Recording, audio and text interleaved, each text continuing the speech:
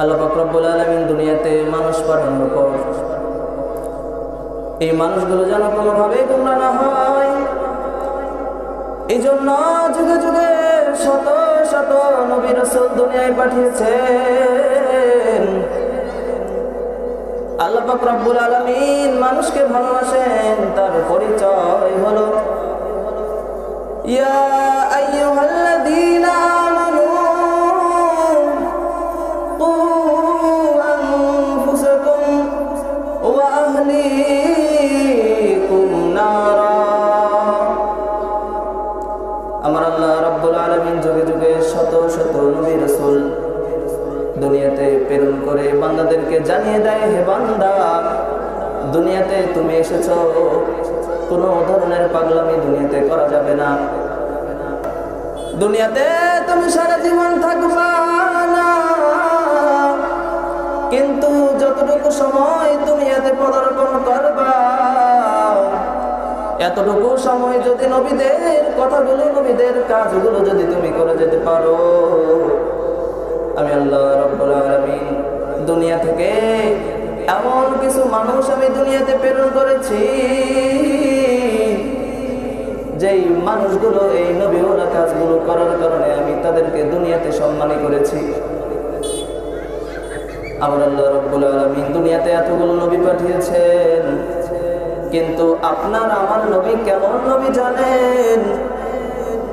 যে নবী দুনিয়াতে আসার পর সমস্ত বাতিল মতবাদগুলো অটোমেটিকলি চলে গিয়েছে।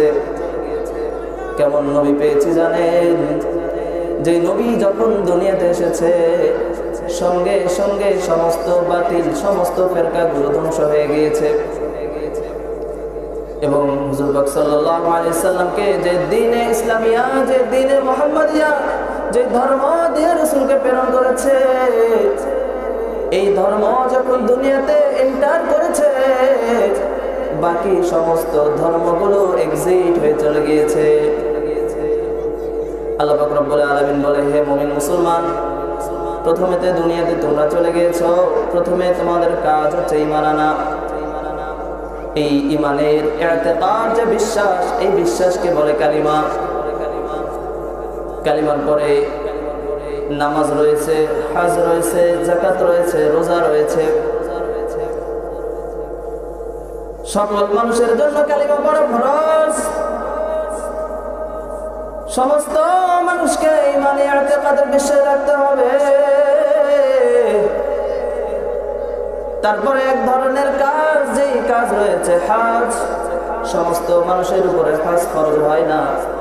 এলাকার কিছু কিছু মানুষ রয়েছে যাদের বাইতুল্লাহ পর্যন্ত যাওয়ার যাদের সামর্থ্য রয়েছে, এবং এটা সারা জীবনে একবার ফরজ হয়ে থাকে। আল্লাহ পাক রব্বুল আলামিন আরেকটা জিনিস ফরজ করেছেন, যাকাত। এই যাকাতটা এলাকার সমস্ত শ্রেণীর মানুষের উপরে ফরজ নয়, মানদার এক গ্রুপের উপরে ফরজ, এবং এই ফরজ কাজটা এক শ্রেণীর মানুষ এটা পালন করে থাকে। আল্লাহ পাক রব্বুল আলামিন মানুষের উপরে রোজাকে ফরজ করেছেন, কিন্তু এই রোজাটা অনেক ক্ষেত্রে অনেকের উপরে ফরজ হয় না। সর্বশেষ আর একটা জিনিস, যে জিনিসটা আল্লাহ পাক রব্বুল আলামিন সমস্ত সর্ব ধরনের মানুষের উপরে ফরজ করেছেন, এই বিষয়টাই হলো আমাদের উপর আল্লাহ পাক রব্বুল আলামিন এত গুরুত্ব সহকারে দুনিয়াতে পাঠিয়েছেন। অন্যান্য যত হুকুম আহকামগুলো আল্লাহ পাক রব্বুল আলামিন দুনিয়াতে পাঠিয়েছেন, এই সমস্ত হুকুম আহকামগুলো ফেরেশতাদের মাধ্যমে দুনিয়াতে পাঠানো হয়েছে। কিন্তু আল্লাহ পাক রব্বুল আলামিন এমন একটা বস্তু, এমন একটা জিনিস আমাদের উপরে ফরজ করেছেন, যে ফরজ বিষয়টা অন্যান্য সমস্ত সিস্টেম থেকে আলাদা। আল্লাহ পাক রব্বুল আলামিন নামাজকে যখন মানুষের উপরে ফরজ করেছে, হুজুর পাক সাল্লাল্লাহু আলাইহি সাল্লামকে ওহীর মাধ্যমে নামাজকে দুনিয়াতে প্রেরণ করা হয় নাই। আল্লাহ পাক রব্বুল আলামিন নবীকে দুনিয়া থেকে মিরাজের হালতে আসমানে লৌহে কলম সমস্ত সাইর করার পর সসম্মানে হুজুর পাক সাল্লাল্লাহু আলাইহি ওয়াসাল্লামকে নামাজটা পদার্পণ করেছেন। এবং এই নামাজের কিছু গুরুত্ব, কিছু তাৎপর্য আল্লাহ পাক রব্বুল আলামিন মানুষের উপরে দিয়েছেন। হুজুর পাক সাল্লাল্লাহু আলাইহি সাল্লামকে যখন নামাজ দেয়া হলো, প্রথমত 50 ওয়াক্ত নামাজ হুজুর পাক সাল্লাল্লাহু আলাইহি সাল্লামকে দিয়েছিলেন। কয়েকটা নামাজ দিয়েছিলেন? প্রথমত দিয়েছিলেন 50 ওয়াক্ত নামাজ। হুজুর পাক সাল্লাল্লাহু আলাইহি সাল্লাম যখন আল্লাহ পাক রব্বুল আলামিনের কাছ থেকে যখন নামাজটাকে নিয়ে আসতেছিল, পথিমধ্যে কালিমুল্লাহ হযরত মুসা আলাইহিস সালামের সাথে দেখা। হযরত মুসা আলাইহিস সালাম বললেন, হে মুহাম্মদ, কি নিয়ে আসছো? অবশ্যই কিছু না কিছু গুরুত্বপূর্ণ জিনিস তোমাকে দিয়েছে, কি নিয়ে এসেছো বলো। হযরত পাক সাল্লাল্লাহু আলাইহি সাল্লাম বললেন, ইয়া কালামুল্লাহ, আল্লাহ পাক রব্বুল আলামিন আমার উম্মতের জন্য নামাজকে দিয়েছে। বলে কয় ওয়াক্ত নামাজ দিয়েছে? বলে 50 ওয়াক্ত নামাজ দিয়েছে। মুসা আলাইহিস সালাম সাথে সাথে বলল, কি বলো? তাড়াতাড়ি আল্লাহ পাক রব্বুল আলামিনের কাছে চলে যাও, কেননা আমার উম্মত 3 ওয়াক্ত নামাজ পড়ে না, তোমার উম্মত কি 50 ওয়াক্ত নামাজ পড়বে? এটা কি সম্ভব? হুজুর পাক সাল্লাল্লাহু আলাইহি সাল্লামের কাছে ইচ্ছা করতেছে না আবার যাব। এক পা দুই পা হাঁটি হাঁটি পা করে আল্লাহ পাক রব্বুল আলামিনের কাছে চলে গিয়েছেন এবং আল্লাহ পাক রব্বুল আলামিন 5 ওয়াক্ত নামাজ কমাই দিয়েছে। লম্বা চড়া ঘটনা। হুজুর পাক সাল্লাল্লাহু আলাইহি সাল্লাম বারবার যাচ্ছে আসতেছে এভাবে। সর্বশেষ 5 ওয়াক্ত নামাজ যখন গণনার ভিতরে 5 ওয়াক্ত নামাজ যখন চলে আসে, হুজুর পাক সাল্লাল্লাহু আলাইহি সাল্লাম দ্বিতীয়বার যাওয়ার জন্য ইনকার করে দিলেন। হুজুর পাক সাল্লাল্লাহু আলাইহি সাল্লাম বলেন, আমার আর ইচ্ছে করতেছে না যে আমি যাব। মুসা আলাইহিস সালাম বলতেছেন, 5 ওয়াক্ত নামাজ তোমার উম্মত পড়তে পারবে না। হুজুর পাক সাল্লাল্লাহু আলাইহি সাল্লাম মনে মনে চিন্তা করলেন, এখন যে আল্লাহ পাক রব্বুল আলামিনের কাছে যাব, এরকম কোনো অবস্থা আমার মাঝে নাই। কিন্তু আমার উম্মত যদি গাফেল হয়ে যায়, আল্লাহ পাক রব্বুল আলামিনের কাছে সত্যি শর্মিন্দা আমি হয়ে যাব। আল্লাহ পাক ডাক দিয়ে বলেন, হে মুহাম্মদ, ভয়ের কোনো কারণ নাই। আমি আল্লাহ রব্বুল আলামিন 5 ওয়াক্ত নামাজ দিয়েছি ঠিক, কিন্তু তোমার উম্মত যদি এই 5 ওয়াক্ত নামাজ যদি ভালোভাবে আদায় করে, আমি আল্লাহ রব্বুল আলামিন 50 ওয়াক্ত নামাজের সওয়াব দান করব। সকলে বলেন সুবহানাল্লাহ। আমি তো মনে করি বান্দা আল্লাহ পাক রব্বুল আলামিনের কাছে কথা বলার যে একটা মাধ্যম, এই নামাজটা সর্বোত্তম একটা মাধ্যম। হযরত মুসা আলাইহিস সালাম আল্লাহ পাক রব্বুল আলামিনের সাথে কথা বলতেন, কিন্তু বাড়ি থেকে কথা বলার সুযোগ ছিল না। মুসা আলাইহিস সালামকে নির্দিষ্ট একটা জায়গায় যেতে হতেন এবং একাকী অবস্থায় যেতে হতেন। কিন্তু আমরা শেষ জামানার উম্মত, আমাদের কথা বলার জন্য শুধু মসজিদ শর্ত নয়, যেখানেই নামাজের সময় হয়ে যাবে, আল্লাহ পাক রব্বুল আলামিন বলে যে সেই জায়গাতেই আমার কাছে তুমি দাঁড়িয়ে যাও, আল্লাহু আকবার বলে যদি ডাক দাও, আমি বান্দার ডাক সঙ্গে সঙ্গে শুনবো। সকলে বলে আল্লাহু আকবার, চিল্লায় বলেন আল্লাহু আকবার। আল্লাহু আকবার বলো, আল্লাহু আকবার, আল্লাহু আকবার বলো, আল্লাহু আকবার বলো, আল্লাহু আকবার, আল্লাহু আকবার বলো। ও মধুর নামটি নিলে হৃদয় হাসে, ও মধুর নামে সুখ নেমে আসে। মারহাবা বলেন। ও মধুর নামটি নিলে হৃদয় হাসে, ও মধুর নামে সুখ নেমে আসে। ও নামের তুলনা হবে না, হবে না, ও নামের তুলনা হবে না, হবে না, তুলনা নাই নাই নাই। আল্লাহু আকবার বলো, আল্লাহু আকবার বলো, আল্লাহু আকবার বলেন, আল্লাহু আকবার বলো, আল্লাহু আকবার বলো, আল্লাহু আকবার। যে নামে ইব্রাহিমের আগুন হলো পানি, ডাকার মতো ডাকলে আজও সারা দেবেন তিনি রে মন, সারা দিবেন তিনি। চিল্লায় বলেন আল্লাহু আকবার। যে নামে ইব্রাহিমের আগুন হলো পানি, ডাকার মতো ডাকলে আজও সারা দেবেন তিনি রে মন, সারা দেবেন তিনি। ও মধুর নামটি মেটায় হতাশা হতাশার জ্বালা, গলেতে পরো নামের মালা, ও মধুর নামটি নিলে হতাশার জ্বালা, গলেতে পরো নামের মালা, ও নামের তুলনা মেলে না মেলে না, ও নামের তুলনা মেলে না মেলে না, তুলনা নাই নাই নাই। আল্লাহু আকবার বলো, আল্লাহু আকবার, আল্লাহু আকবার বলো, বলো আল্লাহু আকবার বলো, আল্লাহু আকবার, আল্লাহু আকবার বলো। কি মন শান্ত হয়নি?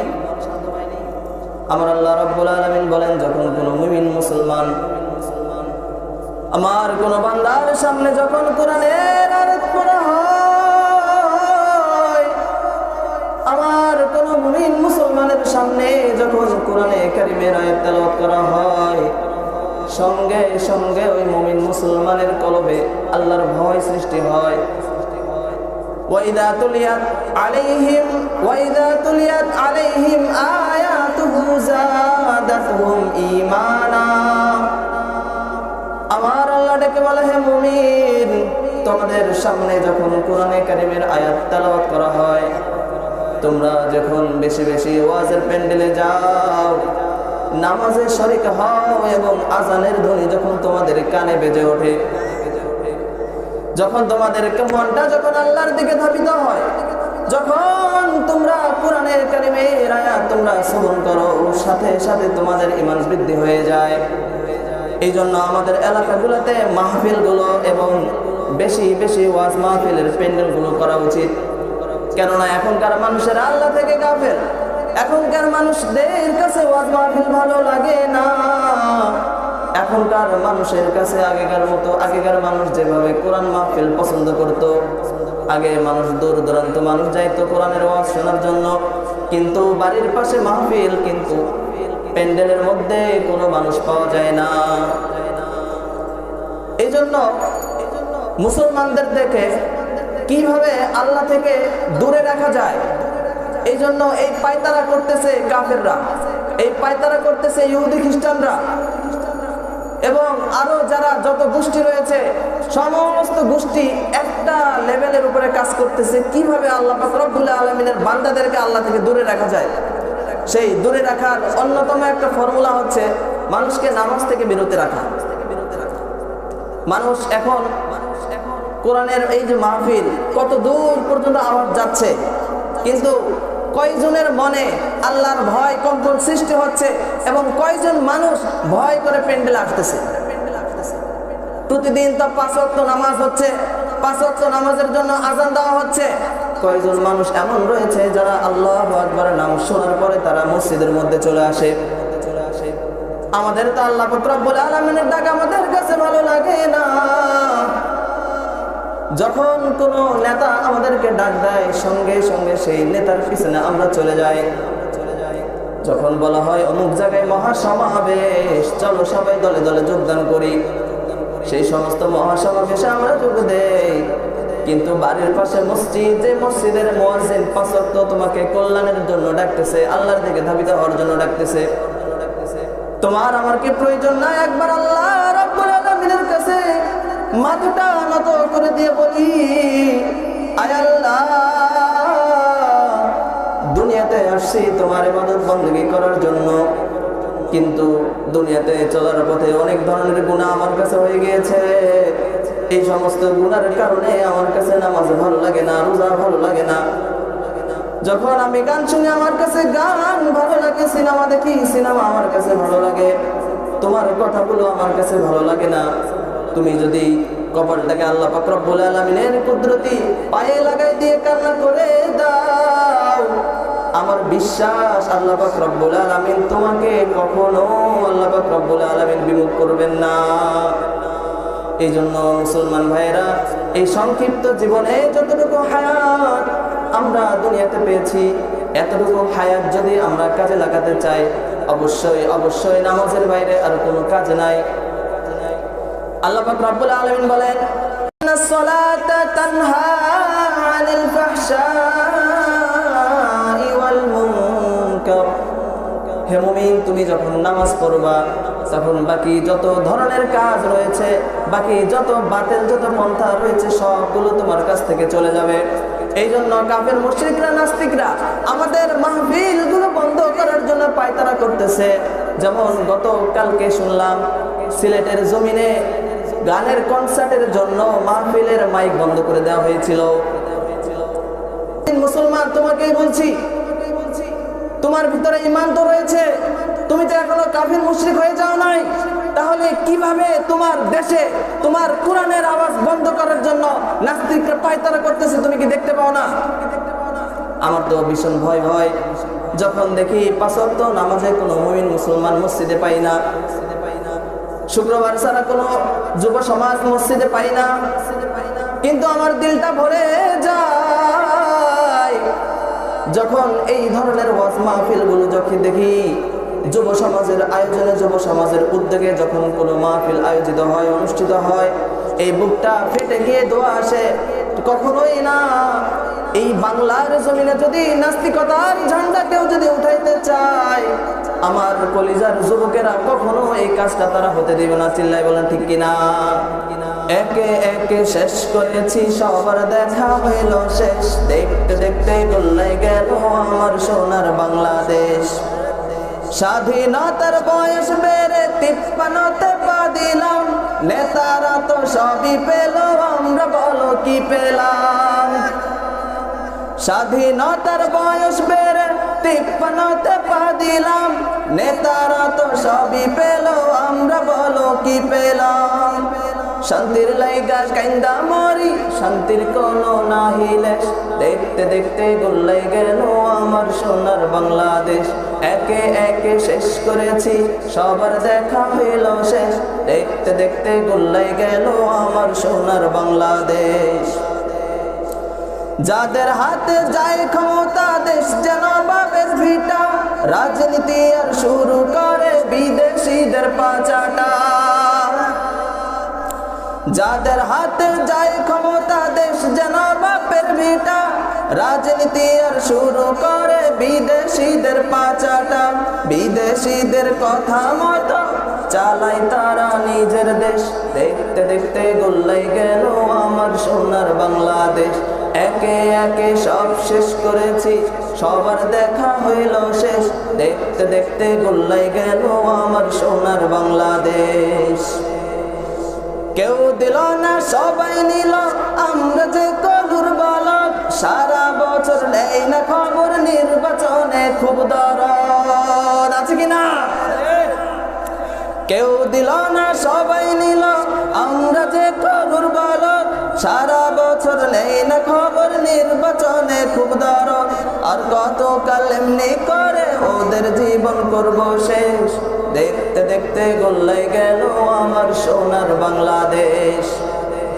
এর আগেও অনেকজন দুনিয়াতে এসেছে, ফেরাউন এসেছে, নমরুদ এসেছে, কারুনও এসেছে, আমাদের জামানায় শেখ হাসিনার মতো জালেম সরকারও এসেছে, ঠিক কিনা? এই জন্য সামনে আরো যারা আসবে, আমাদের স্পষ্ট ঘোষণা হচ্ছে, অবশ্যই অবশ্যই ইসলামী মোতাবেক আমাদের দেশটাকে আপনাদের পরিচালনা করতে হবে। যদি এর বাইরে গিয়ে যদি কোনো কাজ করতে চান, আগের গুলা যেভাবে চলে গিয়েছে আপনাদেরকেও সেভাবেই পাঠাই দেবো ইন্ডিয়াতে, ঠিক কিনা?